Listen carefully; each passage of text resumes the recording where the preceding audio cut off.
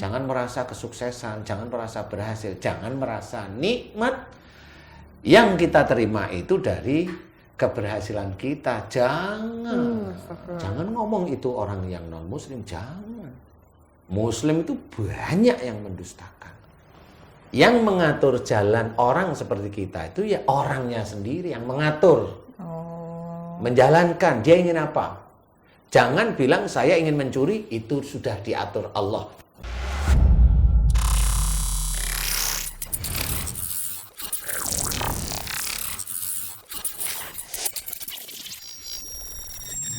Itulah seorang muslim yang betul-betul menjaga iman. Berarti berhati-hati dalam berkata. Dan berarti Kan emang dalam betul memilih kata-kata. Dan memilih kata-kata tuh kadang gimana biar milihnya baik, Iya. tonton si Rama. Kan banyak ilmu di situ. Iya kan? Banyak ilmu. Dasar program. Waduh. Itu guys, itu namanya program director ya begitu itu. Tonton siraman kolbu. Tapi emang benar kan, Ustaz, kita jadi tahu Ya, ya, kan, boleh. memilih yang mana yang baik, memilih yang mana yang tidak, itu kan. Kalau kita tahu ilmunya, di mana kita mau tahu ilmunya, kalau kita tidak. Iya, tidak bisa memilih mana yang baik dan enggak. Bener sih, tapi ya enggak terus siraman kolbu Di aja. antaranya ya Ustaz Iya, ya. ya lihat saya aja lah nggak apa-apa. channelnya Bang Ustaz. Channelnya saya juga malah komplit loh di sini tuh. Ya, tanya ini sama para guys, para geyser sama ini. Ya, memang kita harus pahami itu, Mbak Ani, Mbak Devi. Jadi Allah itu menyentuh di semua lini sebenarnya. Jadi jangan merasa itu dari kita, kemudian kita ujub, sombong, nggak boleh.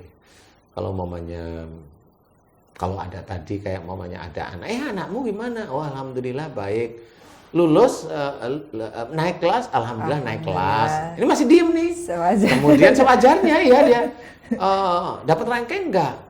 Ya alhamdulillah biasa-biasa aja. Walaupun dia tahu anaknya ranking 1, tapi ya alhamdulillah anak-anak normal pada umumnya lah. Nah itu, ini orang itu mencoba menyembunyikan itu, itulah pahala. Ini nggak paham nih. Iya. Gitu langsung ya Pak. Pasang di status. Oh, iya. Posting langsung. Itu tuh Pak. Ya, kalian itu memberi semangat sih ya. Tapi masuk semangat. Jarang itu ya. Pasti ada Kalau semangat itu kan ada pembukanya dulu. Iya. Jadi harus ada hati-hatinya juga. Harus ya seperti itu menurut saya ya. Kalau penyemangat itu ya barangkali kayak kita ini mencoba memberikan semangat lah, memberikan ilmu. Yang itu jangan, yang ini jangan, seperti itu. Karena bahaya, sombong itu bisa menghancurkan semua amal soleh, semua pahala itu hancur. Nah orang nggak pernah tahu, orang muslim itu sering sekali mendengarkan pengajian seperti itu di taklim. Saya yakin para ustadz itu yang begitu itu sudah hafal lah ya. Tetapi api yang membakar, iya, kayu bakar. Iya, jadi itu harus benar-benar menjadi pengingat pada taklim. Ya, pada majelis-majelis itu pengingat, dan itu kuat. Karena kalau saya kan mencoba mengingat, janganlah ya sombong, ujub, riya itu, karena nanti itu bisa menghancurkan pahala kita, amal soleh kita. Cobalah malah berdoa yang baik, kan gitu. Contoh berdoa itu begini, umpamanya sombong, riya, ujub, kan begitu. Jadi cobalah untuk mengingat suatu ketika dalam sholat itu kita evaluasi untuk diri kita. Kita itu dan ngerti yang namanya ayat Quran itu sampai, kalau Mbak Ani, Mbak Devi apalah ayat yang sering dilafazkan oleh teman-teman dakwah itu, la in sakartum la zidanakum wa la in kafartum inna adzabi lasyadid. Kalimat pendek dari ini menunjukkan siapa yang bersyukur atas nikmat Allah akan ditambahkan nikmat. Berarti kalau rezekinya seret, mungkin karena kurang bersyukur dan karena ada rasa sombong itu, Ustaz. Kalau rezeki itu adalah bonus dari Allah kalau saya.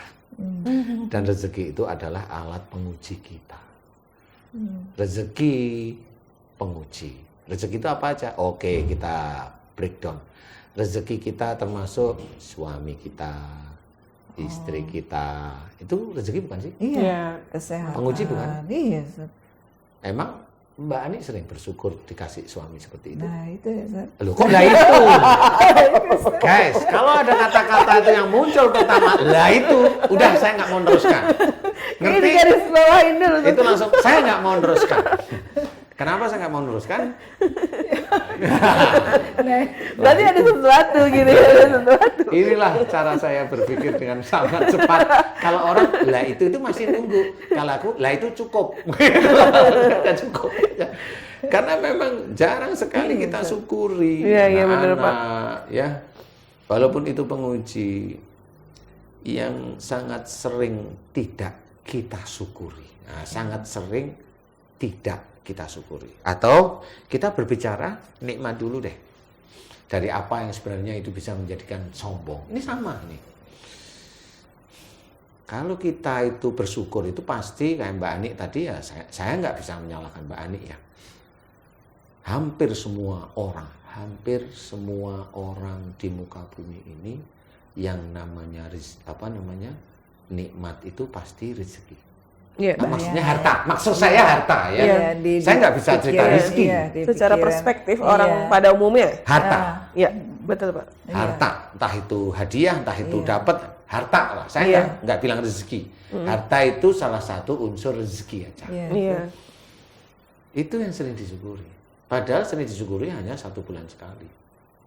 Iya. 1 bulan sekali itu berapa detik sih ngomong? Alhamdulillah. Saya hanya bertanya aja sih. Lah itu.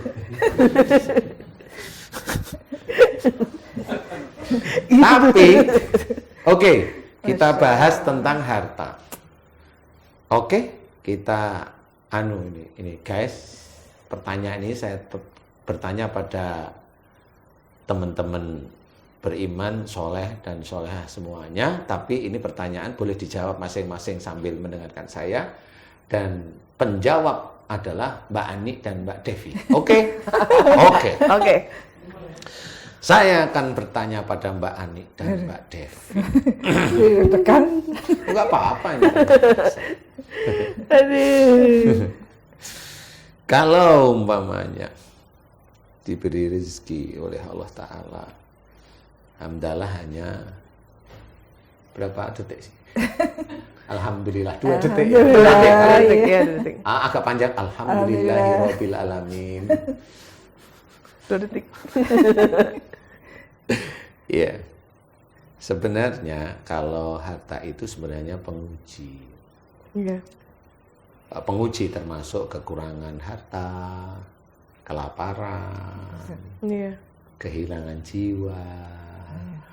Ada di Al-Quran. Nah, itu kan sudah jelas. Termasuk adalah buah-buahan. Nah, yang saya ceritakan di sini adalah buah-buahan. Nah, buah-buahan itu adalah hasil. Hasil. Kiasan itu. Jelas kiasan. Kalau Quran itu ditulis betul-betul sama seperti kejadian sehari-hari, namanya itu koran, majalah.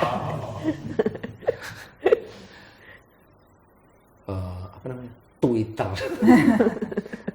nge-tweet.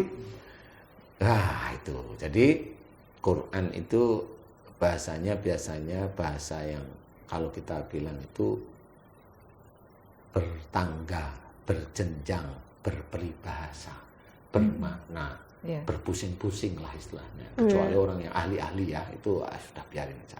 Saya juga menyitir. Sebenarnya buah-buahan itulah sebenarnya hasil usaha kita dari ikhtiar kita. Hasil itu dari ikhtiar itu bonus dari Allah, karena sudah diceritakan ma asyabaka min hasanatin fa min Allah, bahwa apa saja nikmat yang kau terima itu dari sisi Allah. Berarti kita harus belajar membedakan ikhtiar dengan hasil. Ikhtiar dan hasil.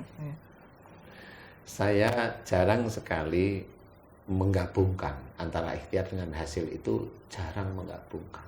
Takut saya. Kalau kita ingin semuanya berpahala di hadapan Allah Ta'ala, hasil itu adalah bonus dari Allah Ta'ala. Makanya nikmat dari sisi Allah itu bonus. Dan bonus itu adalah penguji kita. Mau kita apakan bonus tersebut. Kalau ikhtiar kita inginkan menjadi pahala, ikhtiarnya kita ini karena kita disuruh oleh Allah Ta'ala. Wajib. Fa'idha qudiyatis sholatu fantasiru fil ard. Jadi setelah kita sholat, kita disuruh bertebaran di muka bumi untuk mencari rezeki Allah. Nah, kalau kita sudah tahu dasarnya itu, kita berikhtiar, insya Allah itu sudah karena Allah.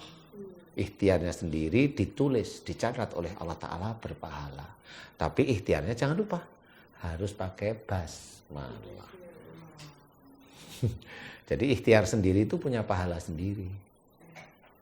Nah, hasil itu nanti Allah yang menentukan. Kenapa seperti itu? Banyak orang yang berikhtiar akhirnya bangkrut. Karena salah menafsirkan arti ikhtiar itu ya Pak? Karena salah menafsirkan arti ikhtiar. Kalau orang itu langsung yang penting ikhtiar, nanti pasti Allah akan memberi. Ya jangan bilang pasti.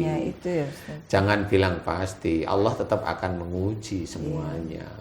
Banyak yang bangkrut, ada yang ikhtiar, dulunya diberi, kemudian walau alam gimana caranya dikurangi hartanya sama Allah, dibangkrutkan. Walau alam banyak hal yang menjadikan seperti itu. Entah itu istrinya yang ngawur, entah itu suaminya yang ngawur, entah itu anaknya yang ngawur, entah anaknya masuk narkoba, kemudian dipegang polisi, kemudian ada masalah yang bisa menghabiskan hartanya. Wallahu alam. Padahal kalau dilihat dia sholatnya juga teteh. Kan banyak ya seperti itu. Makanya jangan, tadi kalau Mbak Ani saya koreksi, jangan berpikiran bahwa ikhtiar itu pasti membawakan hasil. Kalau ikhtiar itu yakin membawakan hasil, berarti dia meyakini tentang kehebatan dia dalam berikhtiar. Nah itu harus hati-hati. Makanya orang-orang yang dia diberi kaya oleh Allah Ta'ala, kalau imannya kurang pasti banyak yang sombong. Di YouTube itu banyak dia yang, mohon maaf ya, pamer ini, pamer itu, pamer ini, pamer itu, pamer ini, pamer itu. Ya, itu hanya mereka ya. Tapi kan kalau saya ya belajar untuk tidak lah. Nah, disinilah yang harus kita ketahui bagaimana la in syakartum la azidannakum. Sebenarnya bersyukur itu tidak di titik kita dapat bonus bonus itu ya itu memang iya, cuma memang setelah alhamdulillah kita tutup dengan inna lillahi wa inna ilaihi rajiun.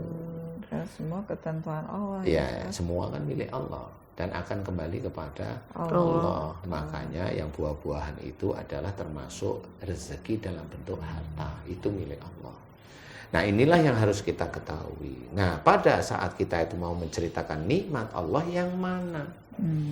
Nikmat Allah itu juga ada pada tubuh kita. Kita itu bisa berikhtiar kerja. Mbak Ani bisa jadi program director.